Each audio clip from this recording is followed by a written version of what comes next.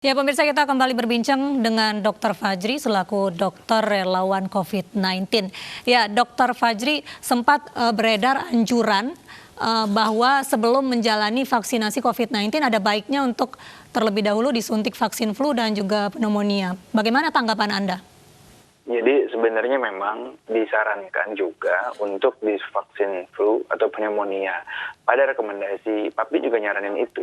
Dan banyak organisasi dunia ya, di CDC juga nyaranin itu. Kenapa? Karena memang banyak terjadi koinfeksi atau infeksinya dua nih sekaligus. Jadi ada COVID juga, ada pneumonia juga gitu, ada flu juga gitu.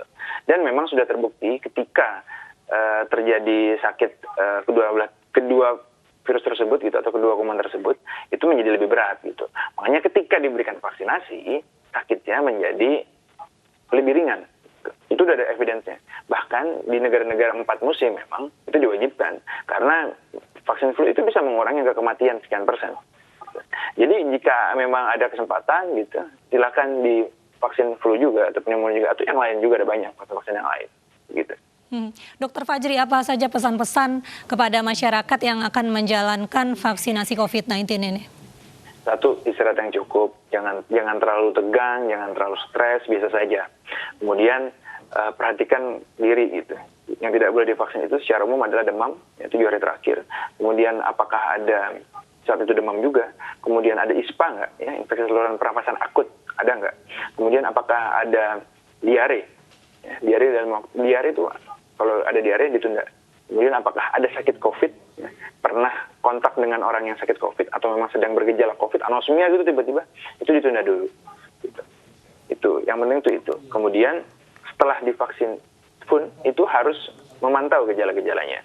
Gitu. Kalau misalnya gejala ringan, demam, pegal, itu masih wajar gitu. Tapi gejala-gejala yang dikhawatirkan itu tadi anafilaktik yang berat, ya. Sesak, kemudian bisa sampai pingsan gitu, ada yang sampai jatuh begitu, itu bisa saja. Gitu.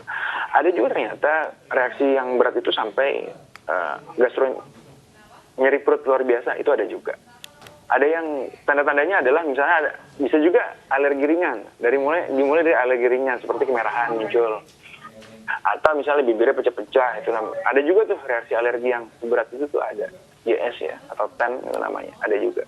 Jadi kita harus memperhatikan poin-poin tersebut.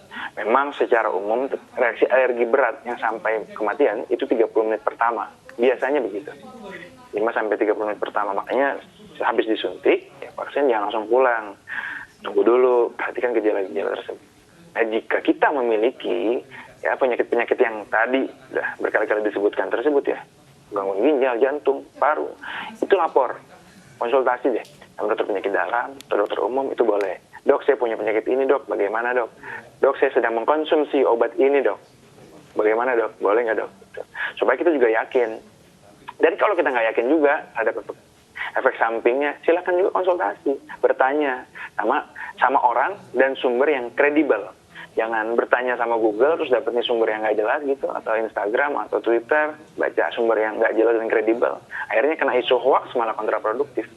Itu sih pesan dari saya. Dan pasca divaksin pun juga harus menjaga protokol kesehatan. Itu juga sangat-sangat penting. Jangan abai, jangan lupa bahwa vaksin ini mengurangi gejala. Tidak 100% benar-benar melindungi, wah udah bebas free gitu. Nggak begitu, itu salah, mindset yang salah. Gitu, Mbak. Ya, tetap jaga protokol kesehatan. Nah dok, tadi di Istana Merdeka tidak ada Wakil Presiden Ma'ruf Amin karena terkait faktor usia. Lalu faktor-faktor apa lagi nih yang harus diingatkan oleh dokter selaku tenaga kesehatan bagi masyarakat untuk tidak divaksin terlebih dahulu? Ya, komorbid udah, wanita hamil dan menyusui, kemudian tadi ya gangguan autoimun ya, kemudian anak-anak juga belum. Gitu. Jadi sejauh ini sih itu ya, udah kita bahas tadi semuanya sih, Mbak. Ya, baik. Terima kasih banyak Dr. Fajri selaku dokter relawan COVID-19 atas waktunya berbincang terkait vaksinasi COVID-19 di Indonesia.